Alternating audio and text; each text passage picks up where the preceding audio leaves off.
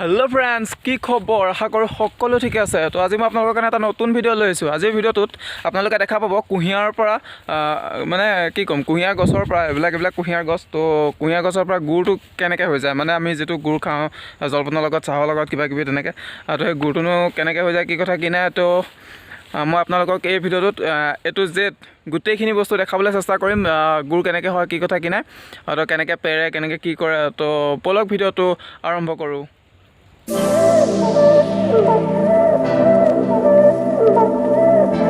মোৰ পিছফালে দেখিবলৈ পাইছে এখন বহুত ডাঙৰ এখন কুঁহিয়াৰ বাৰী।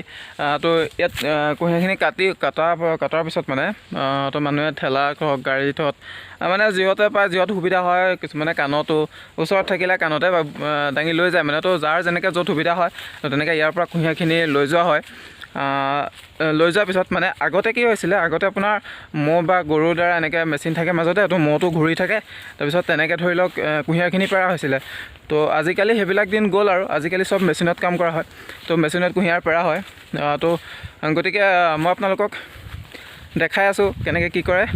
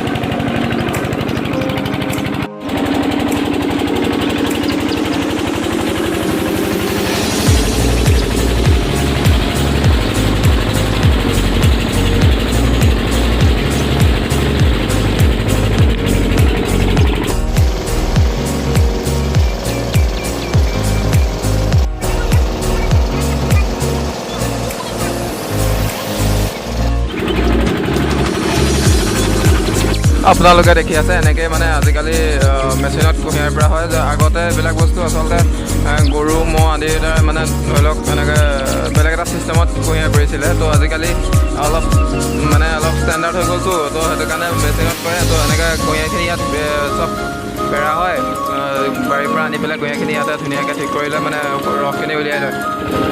কুঁহিয়াৰখিনি মেচিনত পেৰি পেলাই এখন ফেলাই বুলি কয়। তো ফেলাইখনত আপোনাৰ বাল্টিঙৰ ছিষ্টেমত আনি পেলাই ইয়াত চব দি দিয়ে, দি পেলাই তলত জুই দি পেলাই তেনেকৈ প্ৰায় 2 ঘণ্টামান 2-3 ঘণ্টামান ধৰি পেলাই এনেকৈ জুই দি দিব লাগে। তাৰপিছত জুই দি থাকিব লাগে। তো যিমান পাৰে ৰসখিনি উতলাই থাকিব লাগে। তো লাষ্টত মানে গুড় হৈ যায়। তো আপোনালোকক মই গোটেই ডিটেইলছটো দিয়াৰ লগতে আপোনালোকক মই দেখুৱাই গৈ থাকিম যে ক'ৰ পৰা কি হয়, কেনেকুৱা কৰে, তাৰপৰা লাষ্টত কেনেকুৱা কি হৈ যায়, মই আপোনালোকক ডিটেইলছ দেখাবলৈ চেষ্টা কৰিম। তো ভিডিঅ'টো শেষলৈকে আপোনালোকে চাই থাকক।